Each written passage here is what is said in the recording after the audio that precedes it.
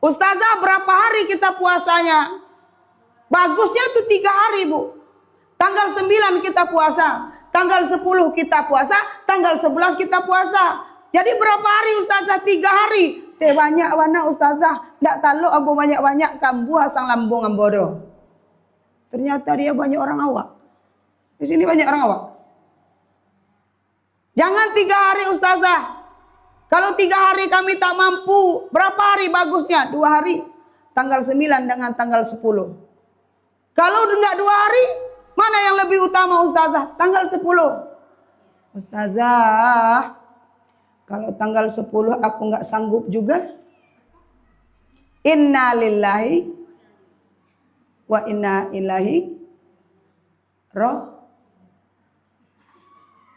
Ustazah, kalau kami nanti puasa di tanggal 10, apa yang kami dapatkan? Sahabat juga bertanya, ya Rasulullah, kalau kita puasa di tanggal 10 bulan Muharram, kita dapat apa? Kata Nabi, yukafiru sanatal maudiyah, Allah akan ampunkan puasanya 1 tahun yang lalu. Enak, 1 tahun yang lalu puasa kita, dosa-dosa kita diampunkan. Dalam riwayat yang lain juga disampaikan bahwa orang yang 1 hari saja dia menyisihkan waktunya untuk puasa di hari itu, maka catatannya bagaikan puasa 1 tahun penuh. Apa iya begitu Ustazah? Oh, banyak kitab-kitab yang menyampaikan. Maka sisihkan waktu kita untuk puasa di hari itu.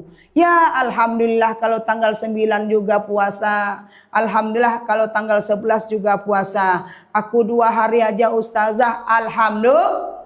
Aku 1 hari aja Ustazah, tanggal 10 saja, enggak apa-apa juga. Aku enggak mau 3-3-nya Ustazah, enggak mau aku puasa, enggak masalah. Karena ini puasa sunnah bukan wajib, Bu. Yang wajib itu adalah ibu mengkodok puasa-puasa di bulan Ramadan kemarin. Udah diganti semua? Enggak ada utang aku Ustazah, aku kan udah monopos. Yang sudah monopos, alhamdulillah. Nggak ada aku utang Ustazah, aku kan udah monopos. Nggak ada utang.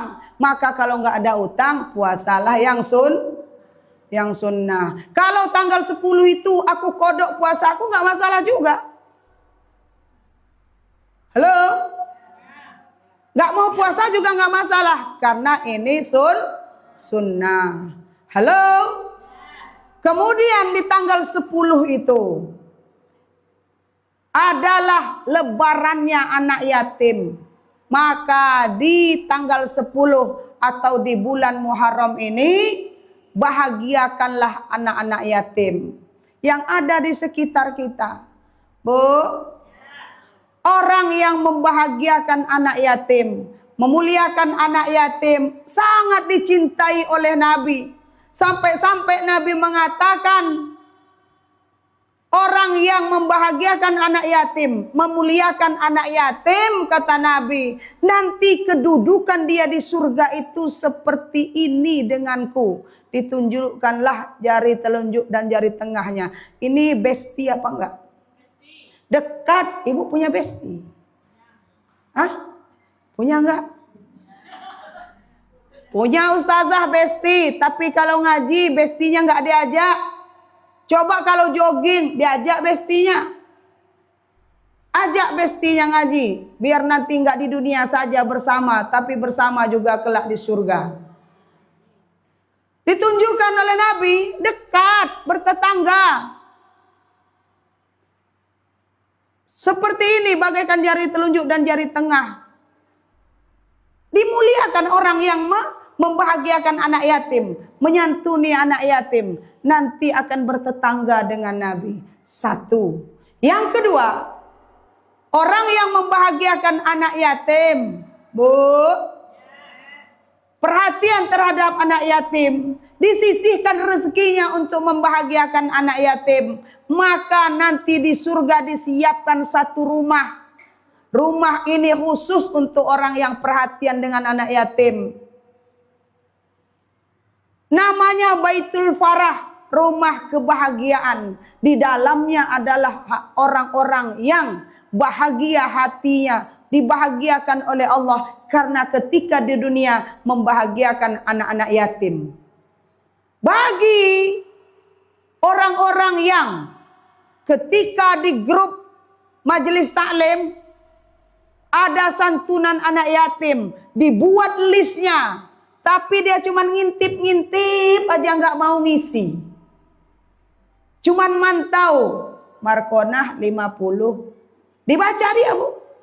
Marfu'ah 100. Dan ngisi pula si Jubaidah. 50 dia. Ditengoknya lagi. Oh, Jumaroh pun ngisi juga. Dia ngitungin list orang. Tapi dia nggak ada ngisi list. Cuman mantau-mantau saja. Sampai hari H pun dia tidak ada ikut andilnya. Cuman ngintip-ngintip saja. Gak ada dia sisihkan rezekinya untuk membahagiakan anak yatim. Model-model orang begini, kalau dia masuk surga, kalau nanti dia mau ngintip Baitul Farah itu, rumah bahagia itu, marah malaikat. Gak usah ngintip-ngintip kata malaikat. Cukup dulu di dunia saja engkau ngintip-ngintip. Bu, maka kalau di sekeliling kita ada santunan anak yatim, sisihkanlah untuk mereka. Itu rezeki kita. Yang ibu sisihkan, walaupun 50 atau 100, itu yang mau ibu bawa mati. Itu nanti yang akan membahagiakan ibu dalam kubur. Itu nanti yang akan membela ibu di hadapan malaikat. Itu nanti yang akan menyenangkan ibu. Maka dengan sebab itu bisa jadi kubur jadi lapang. Kemudian kubur gelap jadi terang. Karena rezeki yang gak banyak itu. Tapi kita ikhlas, kita ridho. Inilah salah satu amalan cerdas. Modalnya dikit, untungnya banyak. Halo? Cincin yang ibu bangga-banggakan. Kalau kondangan ibu pakai semua. Ibu ngaji pakai jilbab syar'i.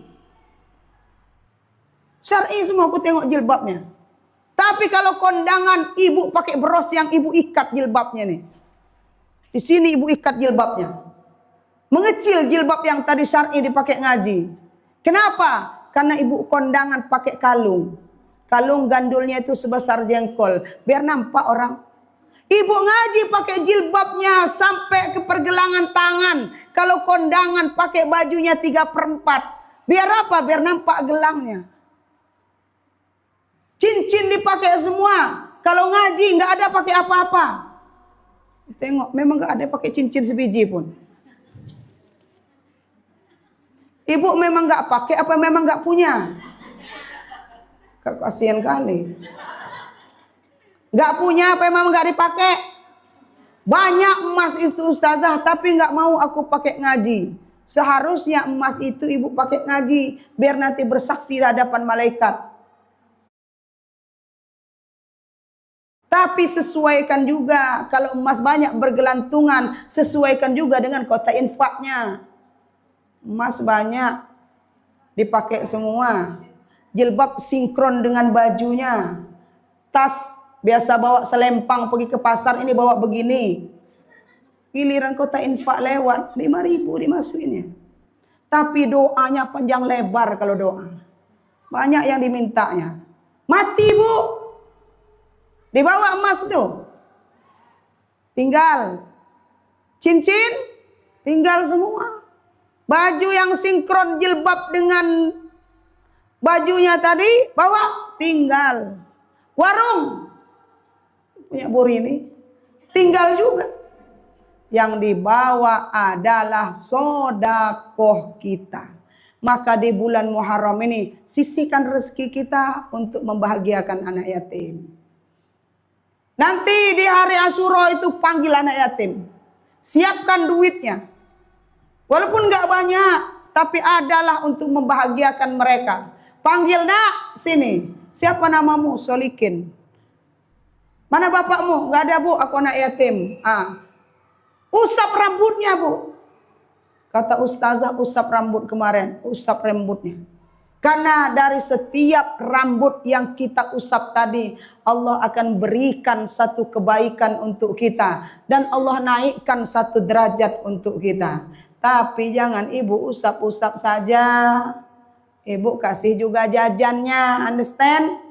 Kata ustazah kemarin usap rambut anak yatim kalau di tanggal 10 bulan Muharram. Ibu panggil, sini dulu. Ibu RW mau ngusap rambutmu. Ada ibu RW? Hah? Gak datang dia? Syukurlah dia gak datang. Kalau Bu RW datang nanti dicegatnya aku. Ada Bu RW? Di belakang Bu RW. Panggil sama Bu RW sini. Ya Bu RW, ini hari Asyura. Kata ustazah kalau ngusap rambutmu nak, nanti Allah akan berikan satu kebaikan dari selai rambutmu. Derajat ibu RW akan dinaikkan satu derajat dari setiap helai rambutmu. Sini. Diusapnya, dipul-pulnya. Nah, udah pergilah main sana. Jangan dekat-dekat sini ya, mainlah ke lapang sana. Disuruhnya pergi main, udah diusup-usupnya. Padahal rambut anak yatim tadi sudah pakai minyak. Kalau hujan dia nggak basah, kalau dibakar tak terbakar. Lalat pun tak hinggap. Gara-gara Bu RW dah acak-acaklah semua rambut anak tadi.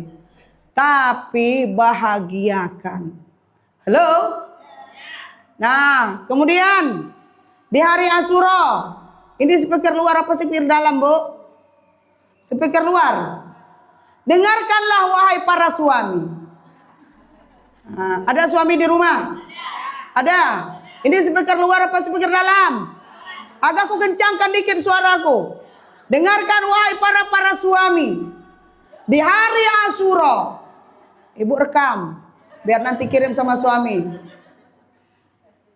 Di hari Asyura, kalau seorang suami melebihkan belanja istrinya, melebihkan belanja anaknya, lebih dari biasanya, maka Allah akan lapangkan rezekinya di tahun itu.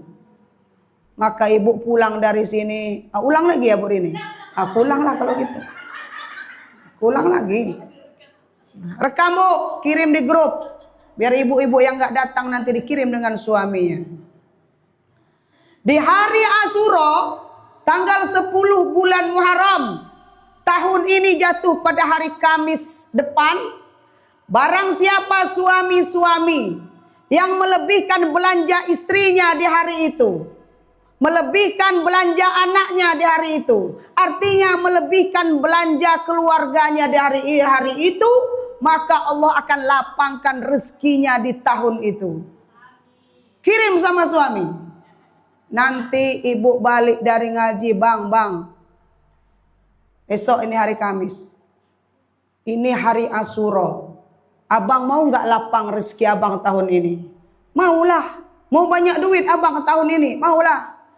Di hari Asyura, seorang suami kalau dia melapangkan belanja istrinya, melebihkan belanja istrinya, belanja anaknya, maka Allah akan lapangkan rezekinya tahun itu. Dengar bang ini bang, kalau mau lapang rezeki abang, bagilah aku belanja lebih dari biasanya. Kalau abang biasa aku kasih setiap hari itu 5 juta. Ibu dikasih belanja 5 juta nggak sehari? Alah ustazah, boro-boro mau 5 juta.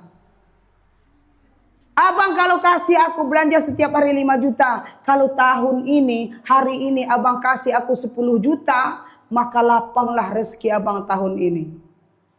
Kata suaminya, mati anak ayam. Kalau ibu dikasih belanja 100 sehari, mintalah 150. Tambahkan bang, biar lapang rezeki abang tahun ini. Cocok? Sampaikan Bu. Mana tahu biasanya dikasih 100.000, turun 1 juta. Aminkanlah. Kayak gak mau kali dikasih suaminya rezeki lebih. Amin ya Rabbal. Udah habis waktu kita? Udah habis belum? Nanti ibu di belakang setelah aku pulang, walimah nggak usah lagi undang Ustazah Fitri itu. Kenapa Bu? Bu Rini, lama banaknya ceramah. Dah siap-siapnya lah kalam hari ku. Bu, di hari Asyura itu juga banyak peristiwa-peristiwa penting yang terjadi di hari Asyura. Surga itu diciptakan oleh Allah di tanggal 10 bulan Muharram. Nabi Adam juga diciptakan di tanggal 10 bulan Muharram. Siti Hawa diciptakan oleh Allah di tanggal 10 bulan Muharram. Nabi Nuh, ibu kenal nggak? Ah, sotoy. Mana ada ibu kenal Nabi Nuh? Nabi Nuh diselamatkan oleh Allah dari banjir bandang. Diperintahkan untuk membuat kapal yang besar. Maka dibuatlah kapal yang besar oleh Nabi Nuh. Tiba hari H, terjadi banjir bandang. Istrinya tak terselamatkan. Anaknya pun juga tak terselamatkan karena istrinya degil. Jadi Bu, kalau suaminya ustadz, belum tentu istrinya solehah. Understand? Contohnya Nabi Nuh, Nabi tapi istrinya durhaka. Seorang ustadz belum tentu anaknya soleh. Belum tentu. Nabi Nuh seorang nabi, Kan'an anaknya durhaka. Maka tak terselamatkan. Binasa ketika banjir bandang. Maka umat-umatnya yang ikut, ayo yang mau ikut denganku, naiklah kapal ini tadi. Kucing sepasang dinaikkan. Binatang-binatang sepasang-sepasang dinaikkan. Dalam cerita kapal Nabi Nuh ketika berlayar inilah ada kisah kucing dengan ANJING. Apa itu ustazah? Ibu dengar apa enggak? Aku ulangi. Kisahnya ANJING. Ibu kalau menyebutkan lengkap jangan tengok aku. Nanti ibu bilang sempurna tengok aku pula. Itu ada kisahnya kucing. Kenapa kucing kalau mau kawin dia ribut? Kucing kalau mau kawin ribut enggak? Kenapa ketika binatang yang saya sebutkan tadi, ketika dia melakukan kewajibannya, agak aku perhalus sedikit lah Bu, karena di sini kan ibu-ibu yang sudah menopos, bukan menopos, tapi ibu-ibu yang sudah dewasa. Gak perlu kuterangkan secara gamblang, aku yakin ibu-ibu udah paham. Binatang tadi kalau dia kawin, nah ibu kan pernah lihat, ketika dia kawin tak lepas benda itu. Itu ada kisahnya, karena dia takajui. Mau ku ceritakan tapi waktu tak cukup. Udahlah, ku beri samar-samar begitulah kira-kira.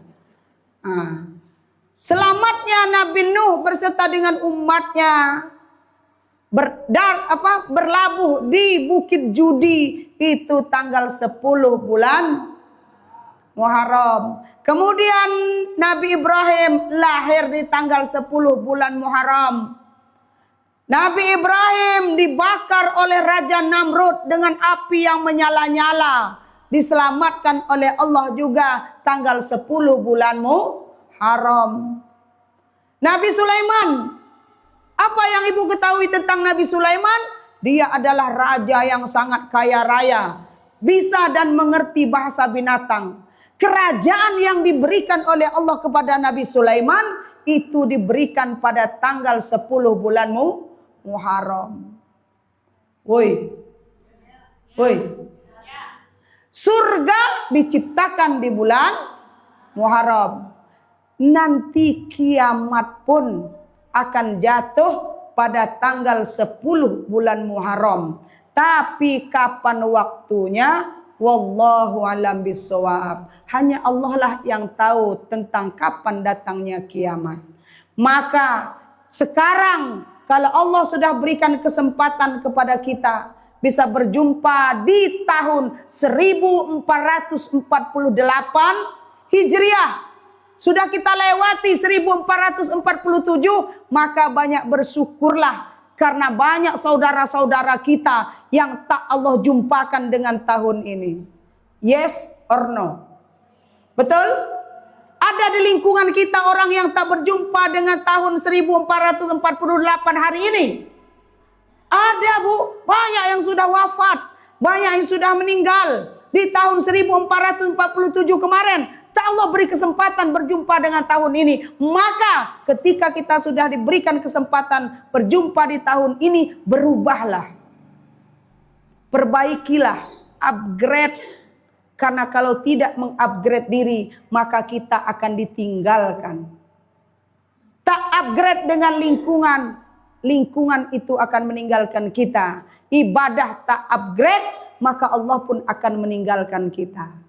Terus memperbaiki diri. Semoga tahun ini lebih baik daripada tahun yang kemarin. Berkumpullah dengan orang-orang yang baik. Banyaklah meminta nasihat dari orang-orang yang baik. Banyaklah berkumpul dengan orang-orang yang baik. Banyaklah mendengar nasihat dari orang-orang yang baik. Banyaklah melihat yang baik-baik. Langkahkan kakimu ke tempat yang baik-baik. Semoga engkau ke depan akan lebih baik. Cocok? Cocok? Mudah-mudahan kita bisa memperbaiki hidup kita. Semoga dalam seluruh aspek kehidupan kita akan lebih baik tahun ini daripada tahun yang kemarin. Amin ya Rabbal. Mudah-mudahan bisa bermanfaat. Kurang dan lebihnya mohon maaf. Wallahu muwaffiq ila aqwamit thoriq. Wassalamualaikum warahmatullahi wabarakatuh.